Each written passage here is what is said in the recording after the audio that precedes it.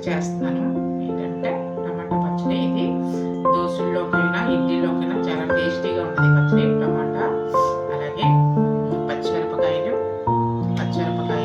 Next ఏంటంటే కరివేపాకు, కొత్తిమీర, మెంతాకు, నెక్స్ట్ గార్లిక్.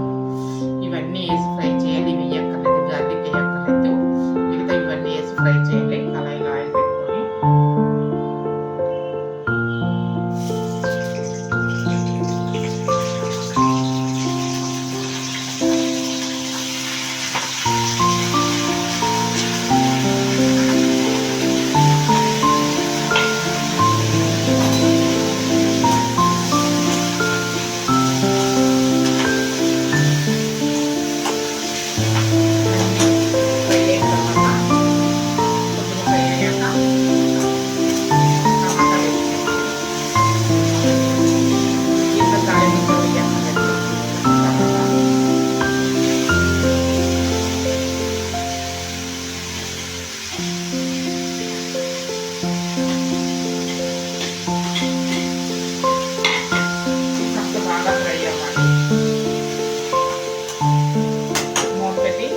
మగ్గనివ్వాలి.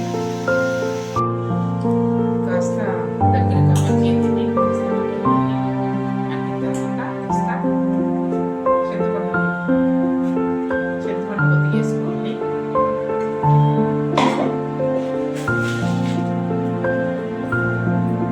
సాల్ట్ కొద్దిగా వేసుకోండి. ఇంకా కాస్త కొద్దిగా ఇంకా మగ్గాలి. వేసిన తర్వాత కాస్త ఇంకా మగ్గాలి.